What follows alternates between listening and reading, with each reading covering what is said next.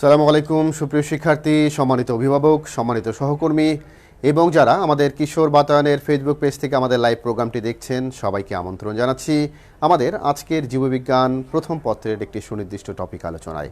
সুপ্রিয় শিক্ষার্থী বন্ধুরা, অনেক দিন পর তোমাদের সাথে দেখা হলো এবং প্রত্যাশা করছি সকলেই যে যার অবস্থানে থেকে অনেক ভালো আছো, সুস্থ আছো এবং সুস্থতাই আমাদের জন্য সবচেয়ে বড় নেয়ামত। সুপ্রিয় শিক্ষার্থী বন্ধুরা, আমরা একটু চেক করে দেখে নিচ্ছি যে আমাদের লাইভটি স্ট্রিমিং হচ্ছে কিনা এবং সাউন্ড পাশাপাশি আমাদের ভিজুয়ালাইজেশন সবকিছু ঠিকঠাক রয়েছে কিনা। থাকলে আমরা আজকে আমাদের মূল আলোচনায় চলে যাব। ততক্ষণে তোমরা সবাইকে জানিয়ে দাও যে আমাদের ক্লাসটি শুরু হয়ে গেছে। সকল বন্ধু যেন আমাদের এই ক্লাসটিতে অংশগ্রহণ করতে পারে এবং যে যার যে ধরনের প্ল্যাটফর্মগুলো আছে সকল প্ল্যাটফর্মে তোমরা একটু শেয়ার করে দাও, যেন সারা বাংলাদেশের এবং বাংলাদেশের বাইরে যারা বাংলা ভাষাভাষী শিক্ষার্থীরা আছে সকলে যেন আমাদের এই ক্লাসটি উপভোগ করতে পারে, অংশগ্রহণ করতে পারে। সুপ্রিয় শিক্ষার্থী বন্ধুরা, আমরা দেখতে পাচ্ছি আমাদের ক্লাসটি স্ট্রিমিং হয়েছে ইতিমধ্যেই, তবে সাউন্ড ঠিক আছে কিনা সেটি আমাদের একটু জানার বিষয়। একটু সাউন্ডটা চেক করে দেখে নিচ্ছি। হ্যাঁ, আমার মনে হয় সাউন্ডও ঠিক রয়েছে। ওকে, আমরা একটু রিফ্রেশ দিয়ে নিচ্ছি, আমার ডিভাইসটাকে একটু রিফ্রেশ দিতে হচ্ছে। প্রত্যাশা করছি যে এরই মধ্যে আমাদের সকল বন্ধু কানেক্ট হয়ে যাবে এবং লম্বা একটি বিরতির পর একেবারে আমরা আমাদের উইন্টার ভ্যাকেশন কাটানোর পর আজকেই আমাদের প্রথম ক্লাস এবং আজকে আমরা খুব ইম্পর্টেন্ট একটা টপিক নিয়ে আলোচনা করব এবং আমরা একটু দেখে নিতে যাচ্ছি সেই টপিকটা কি। তবে সেই টপিকে যাওয়ার আগে একটু যারা একেবারেই নতুন আমাদের আজকের ক্লাসে একেবারেই প্রথম অংশগ্রহণ করেছো তাদের জন্য বলছি, আমি কাউসার হলাদার, সহকারী অধ্যাপক, vice principal, Cambrian school and college এবং ক্যামব্রিয়ানের একটি ভার্চুয়াল ক্লাসরুম থেকে, ক্যামব্রিয়ান একটি স্মার্ট ক্লাসরুম থেকে তোমাদের সাথে কানেক্ট হয়েছি এবং প্রত্যাশা করছি তোমরা সকলেই পেন অ্যান্ড পেপার নিয়ে তৈরি থাকবে এবং প্রাসঙ্গিক বিষয়গুলো টুকটাক আমরা কি পয়েন্টগুলো একটু নোট ডাউন করার চেষ্টা করব, তাহলে আমাদের আজকের পড়াটি আজকের ক্লাসেই শেষ হবে বলে আমি প্রত্যাশা ব্যক্ত করছি। সুপ্রিয় শিক্ষার্থী বন্ধুরা, আমরা দেখতে পাচ্ছি ইতিমধ্যে আমাদের সাথে অনেক বন্ধুই যুক্ত হয়েছে যে যার অবস্থান থেকে। হ্যাঁ, আমরা দেখতে পাচ্ছি অনেক বন্ধুই আমাদের সাথে যুক্ত হয়েছে। জয়প্রকাশ মণ্ডল, ক্লিয়ার স্যার বলছে, মোহাম্মদ আহাদ আলী আমাদের সাথে কানেক্ট হয়েছে, রাজীব হাওলাদার যুক্ত হয়েছে, হুমায়রা রহমান যুক্ত হয়েছে। এরপর আমরা দেখতে পাচ্ছি যে আমাদের সাথে অনেক বন্ধু, আজিজুল হক যুক্ত হয়েছে। গত সপ্তাহে ক্লাস হয়নি কেন, ওদের আগ্রহ অপেক্ষা করেছিলাম। হ্যাঁ, তোমরা আসলে এই অভিযোগটা করতেই পারো এবং ডেফিনেটলি গত সপ্তাহে আসলে এনসিটিভির একটি নির্দিষ্ট প্রোগ্রামে যুক্ত থাকার কারণে তোমাদের সাথে ক্লাসটি করা হয়নি এবং ডেফিনেটলি সেদিক থেকে আমি তো ডিফল্টার। তবে ইনশাল্লাহ আমরা চেষ্টা করব সেই গ্যাপটা পূরণ করতে এবং কোনো একটা ক্লাস নিয়ে কোনো একটা দিন আমরা আসলে আমাদের মূল ক্লাসের বাইরে কোনো একটা টাইমে এক্সট্রা রুটিনের মাধ্যমে সেই ক্লাসটা করব ইনশাআল্লাহ। সুপ্রিয় শিক্ষার্থী বন্ধুরা, সাথেই থাকো এবং তোমাদের এই আগ্রহগুলো কিন্তু আমাদের নিজেদেরকে অনেক বেশি অনুপ্রেরণা দেয় যে আমাদের এই ক্লাসগুলোর জন্য তোমাদের এই আগ্রহটা সত্যিকার অর্থে আমাদেরকে পুলকিত করে। সুপ্রিয় শিক্ষার্থী, আমরা দেখতে পাচ্ছি আমাদের সাথে অনেক বন্ধুই যুক্ত হয়েছে। আশা করব ভালোই হবে। ডেফিনেটলি আমাদের আজকের ক্লাস আমরা ভালোই করব। আইসিটি ছিল মাসুদ স্যারের 3টায় হবে। ওকে, যাই হোক, আমরা দেখতে পাচ্ছি আমাদের বন্ধুরা কিন্তু আমাদের সাথে যুক্ত হয়ে গেছে। অবশ্যই অল ক্লিয়ার। স্যার কোন ক্লাস, আমরা একটু শিরোনামটা তোমরা দেখে নিতে পারো। এটা ক্লাস 11-12 জন্য, একাদশ দ্বাদশ শ্রেণীর জন্য, কারণ আমাদের বায়োলজি প্রথম এবং দ্বিতীয় পত্র আমরা শুধুমাত্র 11-12 মধ্যে আলোচনা করে থাকি, পড়ে থাকি। সুপ্রিয় শিক্ষার্থী বন্ধুরা, আর কথা না বাড়িয়ে একেবারেই শুরু করছে আমাদের আজকের আলোচনা। আজকের টপিক, কে কোন জায়গা থেকে কানেক্ট হয়েছে সেটা একটু জানিয়ে দাও, তাহলে বাকি বন্ধুদের জন্য আমাদের আসলে অনেক সুবিধা হবে এবং পাশাপাশি তোমাদেরকে খুব ভালোভাবে আসলে এই জায়গাগুলোতে অংশগ্রহণের জন্য ট্রিট করা যাবে। এনিওয়ে, আমরা আমাদের মূল আলোচনায় চলে যাচ্ছি এবং আমরা আজকে আসলে আমাদের তৃতীয় অধ্যায় কোষ রসায়ন প্রথম পত্রের তৃতীয় অধ্যায়টা খুবই ইম্পর্টেন্ট এবং এখান থেকে আমরা দেখি যে প্রায়শই একটা করে কমপ্লিট প্রশ্ন এখান থেকে হয়ে থাকে, অর্থাৎ সৃজনশীলের যে বিশেষ করে প্রয়োগ এবং উচ্চতর দক্ষতামূলক যে প্রশ্নগুলো সেই লেভেলের প্রশ্নগুলো আসলে এখান থেকে আমরা প্রায়শই হতে দেখি। তো সুপ্রিয় শিক্ষার্থী বন্ধুরা, আশা করছি যে আমাদের আজকের এই ক্লাসটি তোমাদেরকে নানা রকমভাবে উপকার বা উপকৃত করবে। তবে এই ক্লাসের অনেকগুলো টপিক আমাদের আলোচিত বিষয়, তবে আমরা আমাদের আজকের এই টপিকটি একটু দেখে নিতে চাচ্ছি। তবে মূল টপিকে যাওয়ার আগে আরেকবার দেখে নিচ্ছি যে সকল বন্ধু আমাদের সাথে কানেক্ট হতে পারলো কিনা এবং কে কোথায় থেকে কানেক্ট হয়েছে তাদের সাথে আমরা আসলে একটু কথা বলে নিতে চাই এবং পাশাপাশি একটু দ্রুত শেয়ার করে দাও তোমাদের নিজেদের প্ল্যাটফর্মে, যার যেখানে যে ধরনের প্ল্যাটফর্ম আছে সব জায়গায় একটু শেয়ার করে দাও, তাহলে আমাদের বাকি বন্ধুরা কিন্তু দ্রুত আমাদের সাথে যুক্ত হতে পারবে। আমাদের বিভিন্ন প্ল্যাটফর্ম থেকে আমাদের বন্ধুরা আমাদের সাথে কানেক্ট হতে পারবে। অবশ্য তোমরা অনেকেই বিভিন্ন এডুকেশনাল প্ল্যাটফর্মের বিষয়ে জানো, সেগুলোতে তোমরা একটু যদি বন্ধুদেরকে যুক্ত করতে পারো। আমরা দেখতে পাচ্ছি আমাদের সাথে এই মুহূর্তে শিক্ষার্থীর সংখ্যা বেড়েই চলছে এবং আশা করছি আমাদের খুব শীঘ্রই বাকি বন্ধুরা আমাদের সাথে কানেক্ট হবে এবং আমরা আমাদের মূল টপিকে প্রবেশ করতে যাচ্ছি। তো আমরা দেখতে পাচ্ছি আমাদের বন্ধুরা কিন্তু যুক্ত হয়ে গেছে। ওকে, যাই হোক, আমরা এবার আমাদের মূল পাঠে চলে যাচ্ছি, আর অপেক্ষা করতে পারছি না। তো বাকি বন্ধুদেরকে তোমরা আবার একটু জানিয়ে দাও। এনিওয়ে, আমরা দেখতে পাচ্ছি এগুলো কোন ধরনের খাদ্য উপাদান, অর্থাৎ মিস্টার এক্স রায় একজন নিরামিষভোজী, উনি আমিষ গ্রহণ করেন না, কোনো জাতীয় খাবার আমরা রাখিনি। পাশাপাশি ওনাকে বলা হয়েছে তেল ও চর্বি গ্রহণ করে না, তার মানে লিপিড জাতীয় খাদ্যদ্রব্য আমরা এখানে রাখিনি। যদি আমিষ এবং লিপিড এই দুটো খাদ্য উপাদানের আমরা জানি যে খাদ্যের 6টি উপাদান, মোট 6টি উপাদান। আমরা এই 6টি উপাদানকে একটু ঝটপট কমেন্ট বক্সে একটু লিখে জানাই, খুব দ্রুত সময়ের মধ্যে লিখে জানাই। একেবারেই প্রাইমারি লেভেলের নলেজ, আমরা এটা 3-4 সায়েন্সে হয়তো এই বিষয় সম্পর্কে আমরা জেনেছি যে খাদ্যের যে মূল 6টি উপাদান, একটু ঝটপট আমরা কমেন্ট বক্সে একটু জানিয়ে দিই সকলেই। তো মিস্টার এক্স রায় একজন নিরামিষভোজী এবং এছাড়াও তিনি তেল এবং চর্বি এটাও গ্রহণ করেন না। পাশাপাশি তিনি নিম্নোক্ত খাদ্যসমূহ নিয়মিত গ্রহণ করেন। এখানে যে ধরনের খাদ্যগুলো দেওয়া আছে সেই খাদ্যগুলো কোন ধরনের খাদ্য উপাদান সেটাও আমরা একটু কমেন্ট বক্সে জেনে নেই। আমাদের বন্ধুরা আসলে সেই খাদ্য উপাদানগুলোকে চিনতে পেরেছে কিনা, আইডেন্টিফাই করতে পেরেছে কিনা। আমরা দেখতে পাচ্ছি আমাদের সাথে যে সকল বন্ধুই যুক্ত অবস্থায় আছে, অনেকেই কিন্তু বলতে পারছে যে হ্যাঁ আমরা দেখব খুব শীঘ্রই, হয়তো আমরা দেখতে পাচ্ছি নেট প্রবলেম। আমার এখান থেকে মনে হয় না, আমার এখান থেকে খুব স্মুথলি নেট আসলে রান করছে। কেউ কোথাও থেকে হলো কানেক্ট হতে তাদের সমস্যা হতে পারে। যাই হোক, আগে রুটিনটা কি পেজে আছে? হ্যাঁ, রুটিনটা পেজে আছে। আহসান হাবিব রুটিন পেজে দেওয়া আছে। পাশাপাশি হলো protein, fat, carbohydrate, mineral, water, vitamin. Thank you Rezwan Saki, অসংখ্য ধন্যবাদ। আমিষ, শর্করা, স্নেহ, ভিটামিন, খনিজ লবণ এবং পানি। আমাদের হলো সিরাজুম আমাদেরকে দিচ্ছে শর্করা, স্নেহ, ভিটামিন, খনিজ লবণ, পানি। আমেনা সুলতানও আমাদেরকে রিপ্লাই দিয়েছে, অসংখ্য ধন্যবাদ। আমরা দেখতে পাচ্ছি অসীম ভট্টাচার্য আমাদের সাথে আজকে কানেক্টেড হয়েছে, পাশাপাশি সে কিন্তু রিপ্লাই দিয়েছে। আমরা এটা শর্করা জাতীয় খাদ্য উপাদানগুলোর কথা আসলে এখানে রিপ্রেজেন্ট করার চেষ্টা করেছি। সো আমরা আজকে আমাদের মূল আলোচিত পাঠই হচ্ছে হলো carbohydrates and the classification of carbohydrates. তো এখানে ডিফারেন্ট টাইপ অফ কার্বোহাইড্রেটস নিয়েও আমরা আসলে আজকে আলোচনা করব, সেগুলো দেখতে কেমন, এবং প্রত্যেকটা শ্রেণীবিন্যাস ধরে আমরা আমাদের মূল আলোচনায় যাব। এবং আবারও বলছি, এই টপিকটি খুবই ইম্পর্টেন্ট, বায়োকেমিস্ট্রির একটা অংশ আমাদের বায়োলজিতে পড়তে হয়, এবং সেটি হচ্ছে যে আমাদের সেল কেমিস্ট্রি বা কোষ রসায়ন, এবং একটা সেলের মূল স্ট্রাকচারের মধ্যে বিভিন্ন উপাদানগুলোকে নিয়ে আমাদের বিভিন্ন সময় পড়তে হয়। বিশেষ করে একটা সেল গঠনের ক্ষেত্রে মূল উপাদান বা প্লান্ট সেলের বাইরের দিকে যে মূল উপাদানটা থাকে সেটা হচ্ছে সেলুলোজ বা সেলোবায়োস। এই সেলোবায়োস বা সেলুলোজকে নিয়ে আমরা আলোচনা করব, এবং সেটা কার্বোহাইড্রেট। বিভিন্ন প্রকার কার্বোহাইড্রেটগুলো আমাদের উদ্ভিদ এবং প্রাণী দেহের মধ্যে বিভিন্ন কাজে লাগে, সেগুলোকে নিয়ে আলোচনা করব। পাশাপাশি প্রোটিন, আমরা জানি বিভিন্ন সময় প্রোটিন সিনথেসিস নিয়ে আমাদের আলোচনা করতে হয়, আমাদের লিপিড নিয়ে আলোচনা করতে হয়, সেগুলো আমাদের আসলে এই চ্যাপ্টারের মধ্যে আছে। পাশাপাশি এনজাইম নিয়েও এই চ্যাপ্টারের মধ্যে বিশদ আলোচনা আছে, এবং এনজাইমের প্রপার্টিজ, এনজাইমের ক্যারেক্টারিস্টিক্স এবং classification of enzyme, functions of enzyme in our body, এই বিষয়গুলো নিয়ে আমরা বিস্তারিত আলোচনা করব। তো আজকে আলোচিত বিষয়টি হচ্ছে আমাদের শর্করা ও কার্বোহাইড্রেটস।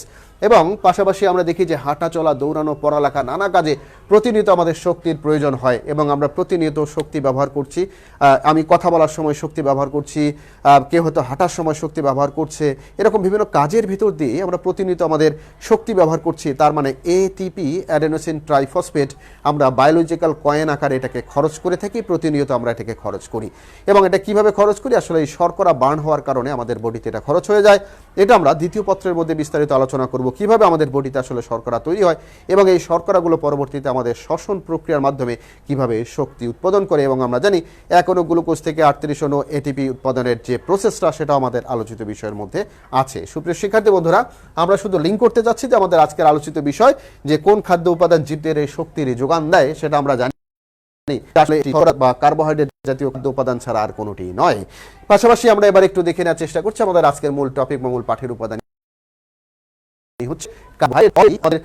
ক্লিয়ার করে দিয়েছে এখানে আমরা দেখতে পাচ্ছি কার্বোহাইড্রেট হচ্ছে আমাদের আজকের আলোচিত বিষয়, এবং আমরা আমাদের কমিটমেন্টটা একটু দেখে নেওয়ার চেষ্টা করি যে আজকে কার্বোহাইড্রেট কি তা বলতে পারবে এই পাঠ শেষ করে। পাশাপাশি কার্বোহাইড্রেটের শ্রেণীবিন্যাস এটা ব্যাখ্যা করতে পারবে, এবং বিভিন্ন প্রকার কার্বোহাইড্রেট ব্যাখ্যা করতে পারবে। এই বিষয়গুলো নিয়ে চলো শিক্ষার্থী বন্ধুরা আমরা আমাদের মূল শিখনফল ধরে আমাদের মূল আলোচনায় চলে যাই, এবং প্রত্যেকটা অংশ থেকে আমরা আজকে আমাদের পরীক্ষায় কিভাবে এই প্রশ্নগুলো হয়, পাশাপাশি আমাদের এই সম্পর্কে বেসিক, ফান্ডামেন্টাল থেকে অ্যাডভান্স লেভেলের যে নলেজ রিকভার করা দরকার, সেগুলো আমরা আমাদের আজকের এই পাঠ থেকে জেনে নেব। কাগজ কলম নিয়ে ঝটপট তৈরি হয়ে নাও, আমাদের অনেক কিছুই লিখতে হবে। তার আগে আমাদের লেখার আগে একটা বিষয় আমরা দেখে নেই যে সাধারণ সংজ্ঞা অনেক সময় কার্বোহাইড্রেট এটার অনেক সময় সাধারণ সংজ্ঞা আমাদের আসে। আমরা খুব সাধারণভাবেই এটাকে এক্সপ্লেন করে থাকি যে কার্বন, হাইড্রোজেন এবং অক্সিজেনের সমন্বিত যে যৌগ তাদের অনুপাত যদি হয়ে থাকে যে 1:2:1, আমরা তাদেরকে দেখে থাকি যে এদেরকে বলছি আমরা কার্বোহাইড্রেট। কিন্তু অধুনা দেখা যায় বা আধুনিক সংজ্ঞাটা কেন দেওয়া হয়েছে, কারণ অনেক সময় দেখা যায় যে তাদের ক্ষেত্রে 1:2:1 তাদের হাইড্রোজেন, কার্বন এবং অক্সিজেনের যে সমন্বয়ের যে অনুপাত, সেই অনুপাতটা আসলে এটা ধরে রাখা ঠিক হয় না বা এটা ধরে রাখা সম্ভব হয় না, কারণ স্ট্রাকচারের কারণে এটা চেঞ্জ হয়ে যায়, বিভিন্ন যৌগের কারণে আসলে এটা চেঞ্জ হয়ে যায়। এনিওয়ে, আধুনিক সংজ্ঞাটা এই জন্য আমাদের জানতে হবে পাশাপাশি যে আধুনিক সংজ্ঞায় কি বলা হয়েছে। আধুনিক সংজ্ঞায় বলা হয়েছে যে কার্বোহাইড্রেট হলো পলিহাইড্রক্সি অ্যালডিহাইড। তার মানে কার্বোহাইড্রেট হলো পলিহাইড্রক্সি অ্যালডিহাইড বা পলিহাইড্রক্সি কিট, আমরা বলছি polyhydroxy ketone, polyhydroxy aldehyde or polyhydroxy ketone, অথবা এগুলো থেকে বা এসব যৌগ থেকে উদ্ভূত যে রাসায়নিক পদার্থ আমরা তাকেই বলছি হলো আধুনিক সংজ্ঞা অনুযায়ী কার্বোহাইড্রেট। তাহলে আমরা নিশ্চয়ই বলতে পারি যে কার্বোহাইড্রেট কি। তোমরা আমাকে একটু কমেন্ট বক্সে জানিয়ে দাও কার্বোহাইড্রেট কি। আবারও বলছি, এটা হচ্ছে অ্যালডিহাইড এবং পলিহাইড্রক্সি অ্যালডিহাইড, পলিহাইড্রক্সি কিটোন, পাশাপাশি পলিহাইড্রক্সি অ্যালডিহাইড কিটোন থেকে উদ্ভূত বিভিন্ন ধরনের যৌগ বা রাসায়নিক উপাদান, সেগুলো কার্বোহাইড্রেট হিসেবে আমাদের কাছে স্বীকৃত। তাহলে আমরা আধুনিক সংখ্যাটা একটু ঝটপট লেখার চেষ্টা করি। আমরা আমাদের কমেন্ট বক্সে আধুনিক সংখ্যাটা একটু দ্রুত লিখে দেই। এবার আমরা একটু জেনে নেব এবং তোমরাও কাগজে কলমে লেখার চেষ্টা করো যে আসলে কার্বোহাইড্রেটের শ্রেণীবিন্যাস কি এবং কিভাবে এটাকে শ্রেণীবিন্যাসকরণ করা হয়েছে সে বিষয়গুলো আমরা একটু জেনে নেওয়ার চেষ্টা করছি এখানে। কার্বোহাইড্রেটের শ্রেণীবিন্যাস এখানে গঠন অনুসারে আমরা যদি দেখি, কার্বোহাইড্রেটকে বিভিন্ন ক্রাইটেরিয়া অনুযায়ী শ্রেণীবিন্যাস করা হয়, যেমন গঠন অনুসারে, এদের স্বাদের ভিত্তিতে, এই বিষয়ভাবে বিশদভাবে বা এদের বিজারণ ক্ষমতা কেমন, এটা জারক নাকি বিজারক, তার উপর ডিপেন্ড করে আমরা আসলে এটাকে ভাগ করে থাকি। তো আমরা যদি দেখি যে কার্বোহাইড্রেট এই শ্রেণীবিন্যাস গঠন অনুসারে এটা করা হয়ে থাকে, তাহলে আমরা দেখব যে এটা মনোস্যাকারাইড, অলিগোস্যাকারাইড এবং পলিস্যাকারাইড, এই তিন ভাগে এটাকে ভাগ করা হয়ে থাকে। এগুলো নিয়ে আমরা প্রত্যেকটা বিষয় নিয়ে পরবর্তীতে আমাদের আলোচনার সুযোগ আছে, সেখানে গিয়ে আমরা আলোচনা করব। এবার আমরা একটু দেখে নেই যে স্বাদের ভিত্তিতে আসলে এটাকে আমরা দুভাগে ভাগ করেছি, একটা হচ্ছে সুগার আর একটা হচ্ছে নন সুগার, এই দুই ভাগে ভাগ করা হয়েছে। এবং বিজারণ ক্ষমতার ভিত্তিতেও আমরা এটাকে ভাগ করেছি, একটা হচ্ছে রিডিউসিং সুগার আর একটাকে বলেছি আমরা নন রিডিউসিং সুগার। এটা হলো রিডিউসিং সুগার, পাশাপাশি বলছি আমরা নন রিডিউসিং সুগার। যার বিজারণ ক্ষমতা আছে তাকে বলছি রিডিউসিং সুগার এবং যার বিজারণ ক্ষমতা নেই তাদেরকে বলছি আমরা নন রিডিউসিং সুগার। তো চলো শিক্ষার্থী বন্ধুরা, প্রত্যেকটা বিষয় ধরে আমরা আলোচনা করে নেই। তোমরা চাইলে একটা স্ক্রিনশটও নিতে পারো এবং কেউ কেউ চাইলে লিখতে পারো, তবে লেখাটা হচ্ছে গুড প্র্যাকটিস এবং এই লেখার প্র্যাকটিসের ভিতর দিয়ে পড়াটাও কিন্তু আমাদের একবার অনুশীলন হয়ে যায়। সুপ্রিয় শিক্ষার্থী, আমরা দেখতে পাচ্ছি আমাদের অনেক বন্ধুই কিন্তু এখানে লিখে দিয়েছে। বিশেষ করে মোহাম্মদ মিজান বলেছে পলিহাইড্রক্সি অ্যালডিহাইড, পলিহাইড্রক্সি কিটোন এবং এগুলো থেকে উদ্ভূত উপাদান। Thank you Mizan. আমরা দেখতে পাচ্ছি যে সঞ্জিদা আক্তারও লিখেছে, স্যার আপনার ক্লাস অনেক ভালো লাগে, তোমাদেরকেও আমাদের অনেক ভালো লাগে। লেট করে ফেললাম, কে লেট করে ফেলেছে? নওরিন তাসফিয়া লেট করে ফেলেছে, নো প্রবলেম। আমরা এখনো খুব বেশি দূর এগোতে পারিনি, নির্দিষ্ট জায়গার মধ্যে আছি। ফরদিন নাফি, ভালো আছি, আমাদের ক্লাসে কানেক্ট থাকো এবং সকল বন্ধুকেই বলছি আমরা যে খুব ঝটপট দ্রুত বাকিদেরকেও কিন্তু আমাদের সাথে নিতে হবে। মেবি একটা কোন বিষয়ে বলেছে, ওকে যাই হোক, আমরা আলফা অ্যান্ড বিটা এটা নিয়ে আমরা কথা বলবো। আলফা বিটার এই বিষয়গুলো, কিটোজ অ্যান্ড অ্যালডোজ, এগুলো নিয়ে আমরা কথা। Okay, thank you very much. Mohammad Chan Mia সে বলেছে কিটোজ এবং অ্যালডোজ এগুলোকে কার্বোহাইড্রেট রূপে, হ্যাঁ ডেফিনেটলি আমরা এদেরকে আসলে কার্বোহাইড্রেট রূপে আখ্যায়িত করেছি, যে এগুলোর কিটোজ, পলিহাইড্রক্সি অ্যালডিহাইড যেগুলো আছে এবং পলিহাইড্রক্সি কিটোজ যেগুলো আছে। পাশাপাশি আমরা দেখতে পাচ্ছি যে অনেক বন্ধুই কিন্তু এস নিলে, ওকে যাই হোক, আমরা আর কথা বলছি না। পলিহাইড্রক্সি অ্যালডিহাইড, মোহাম্মদ রেবেকা খানম বলেছে পলিহাইড্রক্সি অ্যালডিহাইড, পলিহাইড্রক্সি কিটোন এবং উদ্ভূত যৌগকে আমরা বলছি হলো carbohydrate. No problem. Nahidur Rahman, দেরি হয়ে গেছে, কোনো সমস্যা নেই, আমাদের সাথে যুক্ত থাকো এবং আমরা খুব বেশি দূর এখনো এগোইনি, আমাদের মূল পড়াশোনার মধ্যে আমরা কিন্তু এখনো আছি। অতএব আমরা মাত্র শুরু করেছি। তো এখন আমরা আলোচনা করছিলাম কার্বোহাইড্রেটের শ্রেণীবিন্যাস নিয়ে এবং বলেছি কার্বোহাইড্রেটের শ্রেণীবিন্যাসকে আমরা তিনটা ক্রাইটেরিয়া অনুযায়ী এদেরকে ভাগ করে থাকি। একটি হচ্ছে গঠন অনুসারে, একটি স্বাদের ভিত্তিতে, আর একটা হচ্ছে বিজারণ ক্ষমতার ভিত্তিতে। এভাবেই আমরা এদেরকে শ্রেণীবিন্যাসকরণ থাকি, যদি আমরা করণ করে থাকি, যদি আমরা বলি যে আণবিক গঠনের ভিত্তিতে, অর্থাৎ কি পরিমাণ মনোস্যাকারাইড কোনটার সাথে কার যুক্ত হবে তার উপর ডিপেন্ড করে আমরা বলেছি মনোস্যাকারাইড, অলিগোস্যাকারাইড এবং পলিস্যাকারাইড, অর্থাৎ এদেরকে আদ্র বিশ্লেষণ করলে কি পরিমাণ তাদের মধ্যে আসলে ওই স্যাকারাইড বা কার্বোহাইড্রেট যৌগগুলো পাওয়া যায় সেটার উপর ডিপেন্ড করে। এরপরে বলেছি আমরা স্বাদের ভিত্তিতে, একটাকে বলেছি আমরা সুগার, একটার নাম দিয়েছি আমরা নন সুগার এবং বিজারণ ক্ষমতার বলছি রিডিউসিং আর বলছি আমরা নন রিডিউসিং। এই দুটো ভাগে আমরা এখানে এদেরকে ভাগ করেছি। শিক্ষার্থী, এবার যদি আমরা একটু স্বাদের ভিত্তিতে এটার উপর ভিত্তি করে যদি আমরা এদিকে আসলে দেখি যে আমরা একটাকে বলছিলাম সুগার আর একটাকে বলছিলাম আমরা নন সুগার, একটু চিন্তা করে দেখেন এখানে গ্লুকোজ, ফ্রুক্টোজ এবং সুক্রোজ এগুলোকে বলছি আমরা সুগার, যেগুলো আসলে এগুলো স্বাদে সাধারণত মিষ্টি হয়ে থাকে এবং দানাদার উপাদান। এবার আমরা দেখে থাকি যে স্টার্চ, সেলুলোজ এবং গ্লাইকোজেন এই জাতীয় উপাদানগুলো হচ্ছে আমরা জানি এগুলো হচ্ছে নন সুগার। একটা প্রশ্ন এখানে দেখো, স্টার্চ এবং সেলুলোজ আর গ্লাইকোজেন এর মধ্যে কোনটি, এই তিনটা উপাদানই আসলে উদ্ভিদ এবং প্রাণীদেহে একই সাথে পাওয়া যায় না।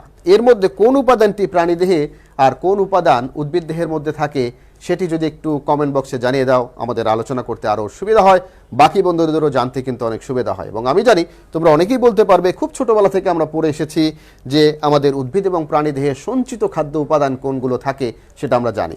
এখানে স্টার্চ বা শ্বেতসার জাতীয় খাদ্য উপাদান, সেলুলোজ এবং পাশাপাশি গ্লাইকোজেন কোনটা উদ্ভিদ এবং কোনটা প্রাণীতে থাকে, ঝটপট একটু কমেন্ট বক্সে জানিয়ে দাও। সুপ্রিয় শিক্ষার্থী বন্ধুরা, গ্লুকোজ, ফ্রুক্টোজ এবং সুক্রোজ এই সবগুলোই হচ্ছে, আমরা যদি একটু দেখে নিই, এগুলো হচ্ছে সুগার, অর্থাৎ এগুলো মিষ্টি, দানাদার এবং পানিতে দ্রবণীয়। আর এগুলোকে বলছি আমরা নন সুগার, এগুলো মিষ্টি নয়, অদানাদার এবং পানিতে অদ্রবণীয়।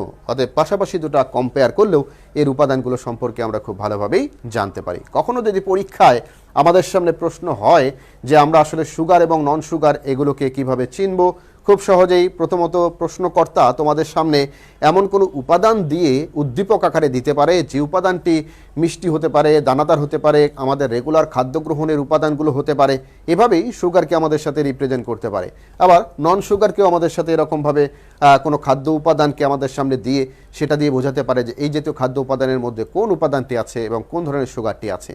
পাশাপাশি দুই ধরনের সুগারের মধ্যে কম্পেয়ার কিংবা পার্থক্য প্রশ্নকর্তা আমাদের সামনে তুলে ধরতে পারেন। অতএব আমাদের সব দিক থেকে মোটামুটি সবসময় কিভাবে কোন ধরনের প্রশ্ন হতে পারে সে বিষয়গুলো আসলে আমাদের জেনে নিতে হবে। এনিওয়ে, আমরা এখন জানতে চাচ্ছি যে আসলে সুগার এগুলো বলছি এগুলো মিষ্টি, দানাদার এবং পানিতে দ্রবণীয়। আবার বলছি নন সুগার এগুলো মিষ্টি নয়, অদানাদার এবং পানিতে অদ্রবণীয়।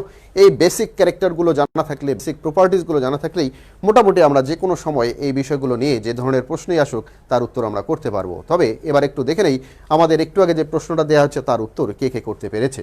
আমরা এখন দেখতে পাচ্ছি যে বিশেষ করে সিরাজম আকি বলেছে স্টার্চ আর সেলুলোজ উদ্ভিদে, গ্লাইকোজেন প্রাণীদেহে। আমরা একটু পরেই বলছি যে সে ঠিক লিখেছে কিনা। বাকিটা আমরা দেখতে পাচ্ছি যে উদ্ভিদে সেলুলোজ থাকে, মিজান বলেছে উদ্ভিদে সেলুলোজ থাকে, থ্যাংক ইউ। গ্লাইকোজেন প্রাণীদেহে, আবার এখানে আমরা দেখতে পাচ্ছি স্টার্চ, সেলুলোজ উদ্ভিদে, গ্লাইকোজেন অনেকেই কিন্তু আমাদেরকে আসলে রিপ্লাই দেওয়ার চেষ্টা করেছে। অসংখ্য ধন্যবাদ, অসংখ্য ধন্যবাদ। আমরা কিন্তু বলতে পেরেছি যে স্টার্চ এবং সেলুলোজ এই দুটি হলো উদ্ভিদ দেহের মধ্যে সঞ্চিত থাকে, পাশাপাশি গ্লাইকোজেন প্রাণী দেহের মধ্যে সঞ্চিত থাকে। যখন প্রয়োজন হয় কখনো কখনো আমাদের গ্লাইকোজেন ভেঙে আবার রিভার্স গ্লুকোজে রূপান্তরিত হয়। আমাদের দেহে অতিরিক্ত যে গ্লুকোজ থাকে সেই গ্লুকোজটা পরবর্তীতে যখন আমাদের দেহের মধ্যে আর কাজে লাগে না তখন সেটা গ্লাইকোজেনে কনভার্টেড হয়ে যায় এবং আমাদের বডিতে থাকে। আমরা যখন ফাস্টিং করি, যখন দেহের মধ্যে শর্করাজাত খাদ্যের অভাব দেখা যায়, বিভিন্ন সময় আমাদের আসলে খাবার দীর্ঘক্ষণ পর্যন্ত খাবার গ্রহণ করা না হলে আমাদের বডিতে কিন্তু এই গ্লাইকোজেনগুলো ভেঙে যায় এবং পরবর্তীতে এই গ্লাইকোজেনটা আবার গ্লুকোজে রূপান্তর হয়ে আমাদের দেহে শক্তি উৎপাদন করতে পারে। অতএব আমরা জেনে গেলাম যে স্টার্চ এবং সেলুলোজ সেটি হচ্ছে, বা শ্বেতসার এবং সেলুলোজ এগুলো হচ্ছে উদ্ভিদ দেহের সঞ্চিত উপাদান বা উদ্ভিদ দেহের মধ্যে পাওয়া যায়। আর প্রাণী দেহের মধ্যে গ্লাইকোজেন তাদের খাদ্যদ্রব্যের সঞ্চিত উপাদান বা গ্লুকোজ কনভার্টেড হয়ে সেই উপাদানটা হিসেবে থাকে। আমরা এই বিষয়টা পরবর্তীতে আমরা একটু যাই। গঠন অনুসারে আমরা বলছি মনোস্যাকারাইড। কাদেরকে বলছি আমরা মনোস্যাকারাইড? যাদেরকে আদ্র বিশ্লেষণ করলে শুধুমাত্র আমরা কি পাই যে কোনো সরল কার্বোহাইড্রেট পাওয়া যায় না, মানে শুধুমাত্র একটি সরল কার্বোহাইড্রেট পাওয়া যায়। অর্থাৎ এদের সাধারণ সংকেতকে বলছি আমরা CnH2n এবং ON। কার্বনের সংখ্যা হচ্ছে 3 থেকে 10 এবং আমরা যে সাধারণ সংজ্ঞা পড়েছিলাম কার্বোহাইড্রেটের তা সেই সাধারণ সংজ্ঞাটা কিন্তু এখানে সাপোর্ট করে, এদের ক্ষেত্রে সাধারণ সংজ্ঞাটা এসে সাপোর্ট করে। তাহলে এদের কার্বনের সংখ্যা হচ্ছে 3 থেকে 10। এখানে কার্বনের সংখ্যা হচ্ছে N এর মান আমরা বলছি এখানে 3 থেকে 10 পর্যন্ত। আমরা দেখেছি যে তাদের নামকরণটাও বিভিন্ন রকম হয়ে থাকে, অর্থাৎ মনোস্যাকারাইডগুলোর নামকরণটা বিভিন্ন রকম হয়ে থাকে। আমাদের খুব পরিচিত কিছু মনোস্যাকারাইডের উদাহরণ আমরা আজকে দেওয়ার চেষ্টা করব। এখানে মনোস্যাকারাইডে একটি মুক্ত অ্যালডিহাইড বা একটি কিটোন গ্রুপ এবং এক বা একাধিক হাইড্রোক্সিল গ্রুপ থাকায় এরা বিজারক হিসেবে কাজ করে। সুগার অর্থাৎ মধ্যে কি থাকে যে এখানে একটি মুক্ত অ্যালডিহাইড বা কিটো গ্রুপ, অ্যালডিহাইড অর কিটো গ্রুপ যে কোনো একটা থাকবে এখানে, এবং এক বা একাধিক হাইড্রোক্সিল গ্রুপ যুক্ত থাকায় এদেরকে বলছি আমরা এগুলো কি করে বিজারক হিসেবে এরা কাজ করে থাকে বা এদেরকে বলছি রিডিউসিং সুগার এই কারণে বলা হয়। অনেক সময় প্রশ্ন হয় যে এদেরকে মনোস্যাকারাইডকে কেন রিডিউসিং সুগার বলা হয়, অনেক সময় এই ধরনের প্রশ্ন কিন্তু আমাদের সামনে আসে। তারপর আমরা একটু দেখে নেওয়ার চেষ্টা করব, এরপরে আমাদের ব্যতিক্রম কিছু আলোচনা আছে সেটাও আমরা দেখব। মনোস্যাকারাইডে অ্যালডিহাইড থাকলে আমরা বলছি যে অ্যালডোজ এবং কিটোন গ্রুপ থাকলে আমরা কিটোজ নামে এটাকে কি করে থাকি অভিহিত করে থাকি। অর্থাৎ মনোস্যাকারাইডের মধ্যে যদি অ্যালডিহাইড গ্রুপটা যুক্ত থাকে একসাথে যুক্ত থাকা, যদি আমরা দেখি যে মনোস্যাকারাইডের সাথে আমাদের মুক্ত মূলক হিসেবে যুক্ত থাকে যদি অ্যালডিহাইড আমরা বলছি অ্যালডোজ, আর যদি এখানে কিটো গ্রুপ যুক্ত অবস্থায় থাকে আমরা তাদেরকে বলছি হলো কিটোজ, এই নামে আমরা আসলে অভিহিত করে থাকি। তো যাই হোক, আমরা অনেক তথ্যই জানলাম। আর একবার একটু দেখে নিতে পারি যে আদ্র বিশ্লেষণ করলে আর কোনো সরল উপাদান পাওয়া যায় না এবং এদের আসলে সাধারণ সংকেত বলছি CnH2n এবং ON এটা বলেছি, এবং কার্বন সংখ্যা হচ্ছে 3 থেকে 10 পর্যন্ত হয়ে থাকে।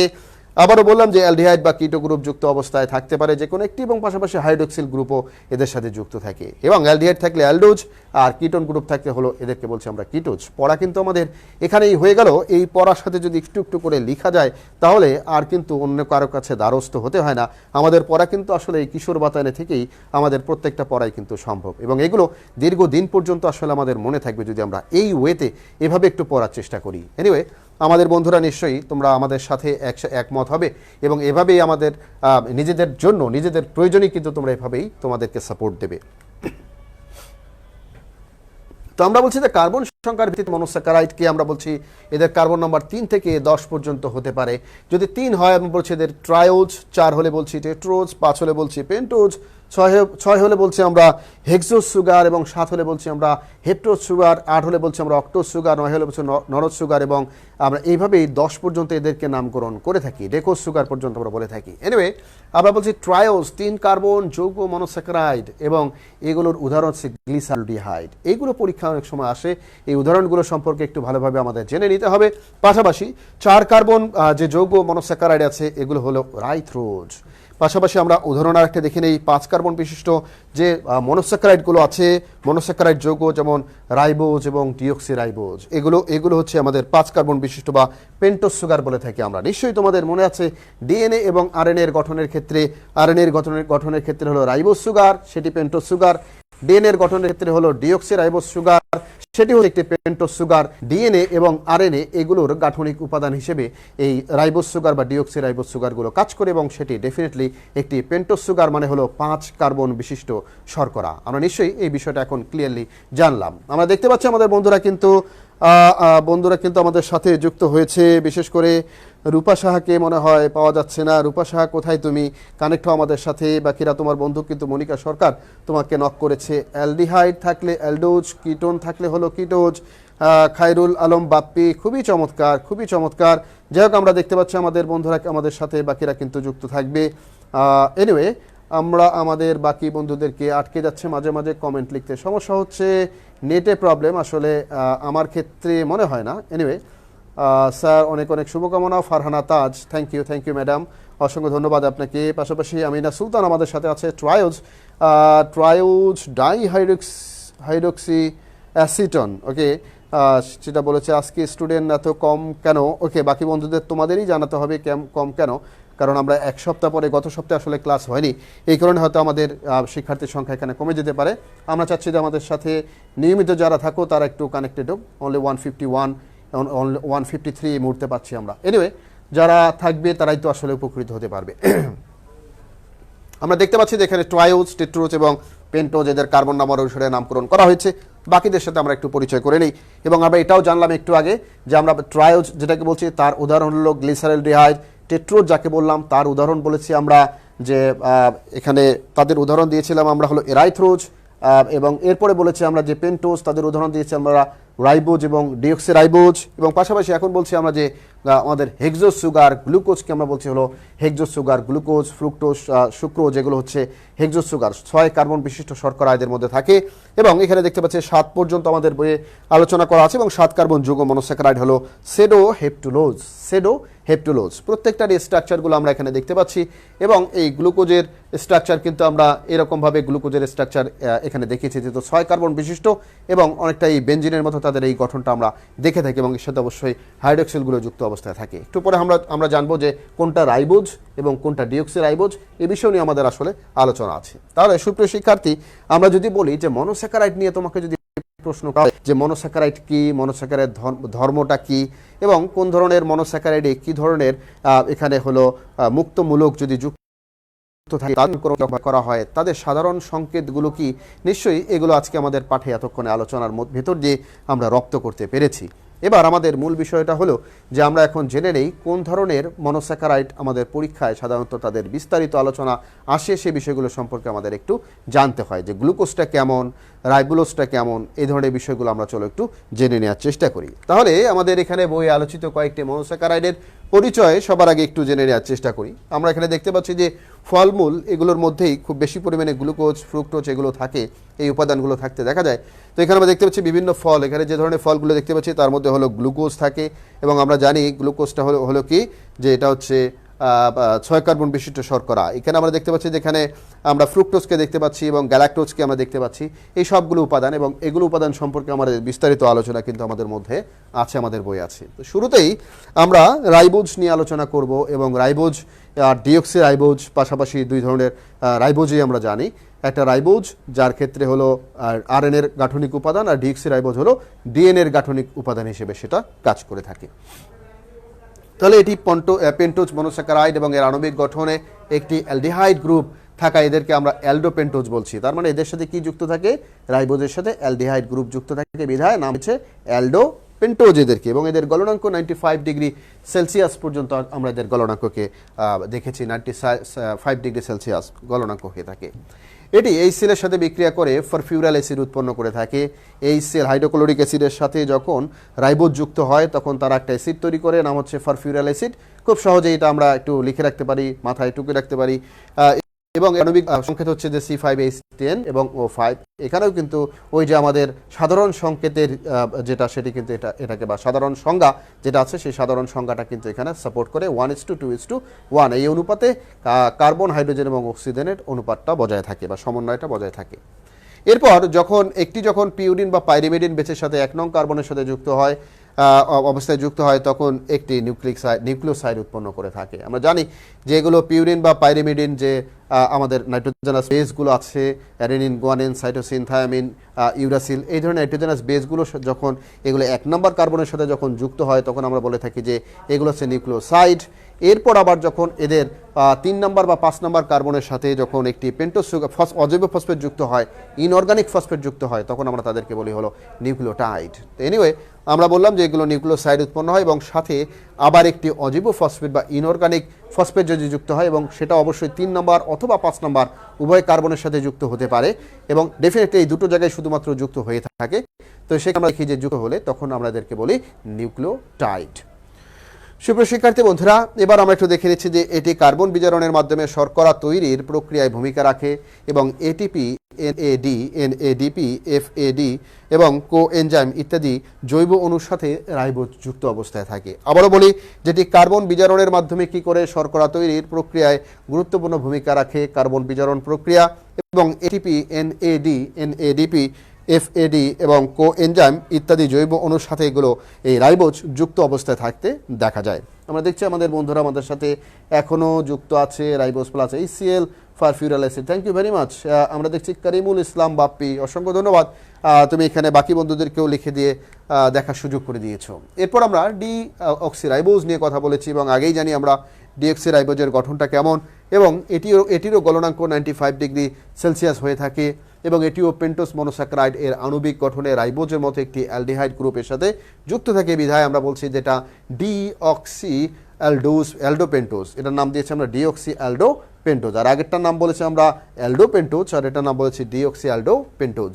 এবং ডিঅক্সি রাইবোজযুক্ত নিউক্লিওটাইডগুলো ডিএনএ অণু সৃষ্টির প্রধান উপাদান এবং এখানেও কিন্তু একটি ডিঅক্সি রাইবোজের 1 নম্বর কার্বনের সাথে পিউরিন এবং পাইরিমিডিন যুক্ত থাকে, এখানে কোনো ইউরাসিল যুক্ত থাকে না, শুধুমাত্র ব্যতিক্রমটা এই, তবে আমরা জানি এর মধ্যে হলো ইউরাসিল যুক্ত থাকে। এনিওয়ে এই পেন্টোজ সুগার ডিঅক্সি রাইবোজ সুগারের 1 নম্বর কার্বনের সাথে যখন আমরা দেখি যে বিভিন্ন পিউরিন পাইরিমিডিন বেস যুক্ত হয় তখন নিউক্লিওটাইড আর আমরা নিউক্লিওসাইড, আর এরপরে আমরা যখন দেখি যে তার সাথে আবার 5 নম্বর বা 3 নম্বর কার্বনের সাথে যখন একটা ইনঅর্গানিক ফসফেট যুক্ত হয় তখন তৈরি হয় নিউক্লিওটাইড। এবং এই নিউক্লিওটাইডগুলোই একটা ডিএনএর মূল উপাদান। এই তাদের যে প্রত্যেকটা স্টেয়ার তৈরি করে থাকে, ধাপ তৈরি করে থাকে, এগুলোর মাধ্যমে কিন্তু এটা তৈরি হয়ে থাকে। আমরা এখানে দেখতে পাচ্ছি যে এখানে রাইবোজ সুগার এবং ডিঅক্সি রাইবোজ সুগারের মধ্যে পার্থক্য। এখানে 2 নম্বর কার্বনের সাথে রাইবোজ সুগারের ক্ষেত্রে হাইড্রোক্সিল গ্রুপ যুক্ত অবস্থায় থাকে। আর আমরা পার্থক্যটা শুধুমাত্র এখানে দেখি যে যখন এই 2 নম্বর কার্বনের সাথে শুধুমাত্র হাইড্রোক্সিল গ্রুপের জায়গায় হাইড্রোজেন এখানে যুক্ত থাকে তখনই আমরা বলি ডিঅক্সি রাইবোজ। মনে রাখার এটি একটি সহজ উপায়। এদের এই রাসায়নিক গঠন দেখে আমরা কিন্তু এটা আইডেন্টিফাই করতে পারি আমরা। তো সুপ্রিয় শিক্ষার্থী বন্ধুরা, এরপর আমরা রাইবোলোজ এই বিষয়টা নিয়ে আমরা আসলে কথা বলবো। এটিও পেন্টোজ মনোস্যাকারাইড বা পেন্টোজ সুগার হিসেবে আমাদের সামনে পরিচিত এবং এর আণবিক গঠনে একটি কিটো গ্রুপ থাকায় এটি কিটো পেন্টোজ। আগেরটার মধ্যে যেমন অ্যালডিহাইড যুক্ত ছিল, আমরা বলেছি অ্যালডোপেন্টোজ অথবা ডিঅক্সি অ্যালডোপেন্টোজ, আর এটার নাম দিয়েছি আমরা কিটো পেন্টোজ হিসেবে। এটা আমাদের সামনে পরিচিত। এরপরে আমরা এখানে দেখতে পাচ্ছি যে আমাদের এর আণবিক সংকেত হচ্ছে C5H10O5, একই রকম এদের আণবিক সংকেত কমন। আমরা দেখি যে সালোক সংশ্লেষণ প্রক্রিয়ায় রাইবোলোজ হতে তৈরি হয় 1,5-ডাইফসফেট। আমরা এই বিষয়গুলো পরবর্তীতে গিয়ে আরও বিস্তারিত আলোচনা করার সুযোগ পাবো যে কখন আসলে কোন প্রক্রিয়ায় রাইবোলোজ থেকে কিভাবে 1,5-ডাইফসফেট তৈরি হয় সে বিষয়গুলো আমরা জানবো ইনশাল্লাহ। এবার আমরা দেখি যে আমাদের গ্লুকোজ সম্পর্কে। এই ধরনের হেক্সোজ মনোস্যাকারাইড গ্লুকোজ আমরা জানি যে 6 কার্বন বিশিষ্ট মনোস্যাকারাইড বিদায় নাম দেওয়া হয়েছে হেক্সোজ, এবং এর আণবিক সংকেত আমরা জানি C6H12 এবং O6। এটা আমাদের কাছে খুবই কমন। ছোটবেলা থেকেই আমরা আসলে এই গ্লুকোজ নিয়ে অনেক স্টাডি করে আসছি, অতএব এটা আমাদের কাছে খুব কমন হয়ে গিয়েছে। এখন আমরা দেখি যে এদের বৈশিষ্ট্য হলো যে সাদা দানাদার, পানিতে দ্রবণীয়। কারণ সাদা দানাদার নর্মালি যে চিনিগুলো আমরা দেখে থাকি স্বাদে মিষ্টি, অ্যালকোহলে কিছুটা দ্রবণীয়। অ্যালডিহাইড গ্রুপ থাকায় আমরা এদেরকে অ্যালডোপেন্টোজ বলেছি, এটা জানি আমরা। অ্যালডোহেক্সোজ বলেছি, এটা তো হেক্সোজ সুগার এবং রিডিউসিং সুগার হিসেবে এটা কাজ করে, এটা বিজারক শর্করা হিসেবে কাজ করে এবং এটি ডেক্সট্রোজ নামেও পরিচিত। বাজারে যে প্রচলিত ডেক্সট্রোজগুলো কিনতে পাওয়া যায় বাণিজ্যিকভাবে, সেই ডেক্সট্রোজ নামে কিন্তু আসলে এটি আমাদের কাছে পরিচিত। সেটি হচ্ছে আমাদের গ্লুকোজ। প্রকৃতিতে সালোক সংশ্লেষণের মাধ্যমে এটি পাওয়া যায় এবং শ্বসনের গ্লাইকোলাইসিস অধ্যায়ের প্রধান প্রারম্ভিক উপাদান। গ্লাইকোলাইসিস আমরা জানি যে গ্লুকোজ ভেঙে ভেঙে যখন আসলে শক্তি উৎপাদিত হয় সেই প্রসেসটা বলছে, সেই ধাপ বলছি আমরা গ্লাইকোলাইসিস প্রক্রিয়া। এবং গ্লাইকোলাইসিস প্রক্রিয়ার মুখ্য উপাদান, প্রথম যে স্টার্টিং উপাদানটা, এটি কিন্তু আসলে গ্লুকোজ। কারণ তারই ভাঙ্গন হতে হয়, লাইসিস শব্দের অর্থ ভেঙে যাওয়া। তার মানে ভাঙ্গন প্রক্রিয়ার মূল উপাদানটাই হচ্ছে কি আসলে গ্লাইকোলাইসিস প্রক্রিয়ার প্রারম্ভিক উপাদানটা হচ্ছে গ্লুকোজ। এরপরে দেখি গ্লুকোজ কোথায় অবস্থান করে। বিশেষত যে আঙ্গুরে গ্লুকোজের পরিমাণটা বেশি, এই জন্য আমরা বলছি যে গ্রেট সুগার। সরাসরি আঙ্গুর খেলে ওই ডেক্সট্রোজ বা এই গ্লুকোজ আমরা কিন্তু আসলে সরাসরি পেয়ে থাকি এটা। অর্থাৎ এই আঙ্গুর খাওয়ার পর আমাদেরকে আসলে কোনো এনজাইম দিয়ে সেটাকে আর ভাঙার প্রয়োজন পড়ে না, সরাসরি আমরা আমাদের একেবারেই এটা যে পার্টিকেলটা আছে খাদ্য উপাদানের, শর্করাজাতীয় খাদ্য উপাদানে, সেটি কিন্তু আমরা পেয়ে যাচ্ছি। সেটি হচ্ছে আমাদের গ্লুকোজ এবং এটি আমাদের বডিতে কি হচ্ছে, অ্যাসিমিলেশন হচ্ছে, অ্যাবজর্ব হচ্ছে। শোষণ হওয়ার পর আবার এখান থেকে সরাসরি এটা কোষের ভেতরে চলে গিয়ে অক্সিজেন দ্বারা বার্ন হয়ে সেখান থেকে এটিপি তৈরি হচ্ছে, এটা আমরা জানি। তাহলে পাকা ফল বিশেষত আঙ্গুরে এবং মধুতে প্রচুর পরিমাণে এই গ্লুকোজ থাকে। মধুর মধ্যে প্রচুর পরিমাণে এই গ্লুকোজটা পাওয়া যায়। এদের গঠনে যদি আমরা একটু খেয়াল করি, যেদেরকে আমরা ডি গ্লুকোজ এবং এল গ্লুকোজ নামে এদের 2 ধরনের গঠন আমরা দেখে থাকি। আসলে এদের স্ট্রাকচারের মধ্যেই এটা আমরা এই পার্থক্যটা আমরা লক্ষ্য করে থাকি। যখন এদের 5 নম্বর কার্বনের সাথে দেখে 6 কার্বন বিশিষ্ট গ্লুকোজের 5 নং কার্বনের সাথে ডান দিকে যদি ওএস মূলক যদি কোথায় থাকে, ডানে থাকে, ওএসটা যদি কোথায় থাকে, ডান দিকে থাকে, তাহলে আমরা তাকে বলছি হলো ডি গ্লুকোজ। আর ঠিক একেবারে রিভার্স, এরা যদি বাম দিকে থাকে তাকে আমরা বলছি হলো এল গ্লুকোজ। খুবই সহজ, ডানে থাকলে হলো ডি এবং আমরা বলি যে লেফট সাইডে থাকলে আমরা বলছি হলো এল গ্লুকোজ। এটাকে একটু মনে রাখা সহজ। তো উদ্ভিদে সব হলো ডি গ্লুকোজ থাকে। উদ্ভিদে যে ধরনের গ্লুকোজ, যে স্ট্রাকচারের গ্লুকোজ, সেটা হলো ডি গ্লুকোজ থাকে এখানে। গ্লুকোজের ব্যবহার, গ্লুকোজ কোথায় কোথায় ব্যবহৃত হয় আমরা অনেক সময় শুনে থাকি যে রোগীর পথ্য হিসেবে গ্লুকোজ ব্যবহার করা হয়ে থাকে, কারণ অনেক সময় রোগীর ওই খাদ্যদ্রব্য ডাইজেশন হওয়ার জন্য আসলে টাইম দেওয়ার প্রয়োজন পড়ে না, সরাসরি তার বডিতে গ্লুকোজ প্রয়োগ করা হয়ে থাকে তাকে ইনস্ট্যান্ট আসলে সেই শক্তি প্রদান করার জন্য। এই জন্য বাজার থেকে অনেক সময় গ্লুকোজ পাওয়া যায়, স্যালাইনের মাধ্যমে গ্লুকোজটা দেওয়া হয়ে থাকে, মানুষগুলিও অনেক সময় সেই ডেক্সট্রোজ গ্লুকোজ হিসেবে আসলে গ্রহণ করে থাকে।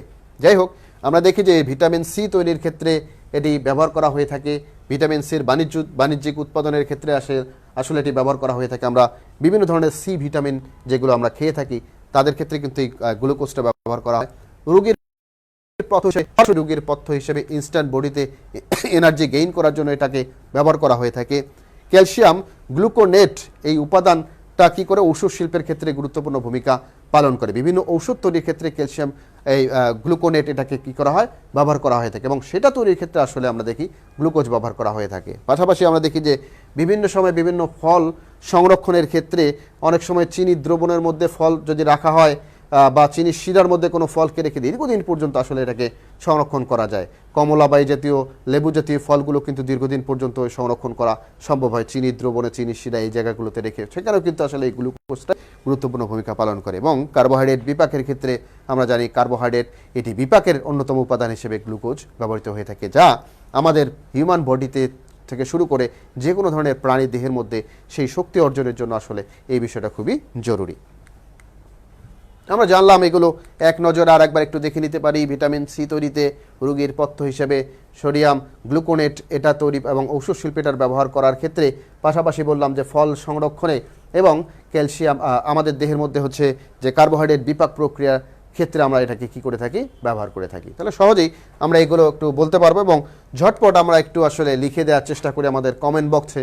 খুব দ্রুত যদি তোমরা একটু লিখে দিতে পারো যে গ্লুকোজ ব্যবহার করা হয় বা গ্লুকোজের ব্যবহার কি, এটা অনেক সময় পরীক্ষায় বিভিন্নভাবে আসে। গ্লুকোজের ব্যবহার কোনো একটা উদ্দীপকের মধ্যে আসলে এমন একটা উপাদান দেয়া থাকে, যেমন ধরো যে রহিম করিম যদু মধু, কেউ একজন আসলে মধু খেয়েছে, সেই মধু থেকে কোন ধরনের উপাদান থাকে সেটাই কিন্তু আসলে আমাদের উদ্দীপকের মধ্যে নিয়ে আসা হয়, এবং সেই উদ্দীপকটা দিয়ে সেই যে মধু খেয়েছে সেই মধু খাওয়ার ভেতর দিয়ে কিন্তু আসলে আমরা তার ভেতরের যে কার্বোহাইড্রেট যে ধরনের আছে সেটাকে বের করে আনার চেষ্টা করি, সেই কার্বোহাইড্রেটের প্রপার্টিসটা কেমন সেটা দেখার চেষ্টা করি, এটা আর অন্য অন্য জায়গায় কীভাবে ব্যবহৃত হয় কাজে সেটাও দেখানো হয়ে থাকে।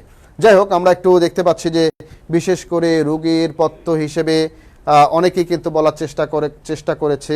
যাই হোক, আমরা এখানে দেখতে পাচ্ছি যে অ্যাডমি ওকে এনিওয়ে আমরা আমাদের বন্ধুরা কিন্তু অনেকেই বলার চেষ্টা করছে, রিপ্লাই দেওয়ার চেষ্টা করছে। নিশ্চয়ই বন্ধুরা বাকি বিষয়গুলো একটু আমাদেরকে আসলে জানাবে। যাই হোক, আমরা এখানে দেখি যে এটি সূচাকার সাদা দানাদার পদার্থ এবং পানিতে সহজেই দ্রবণীয়। আর পাশাপাশি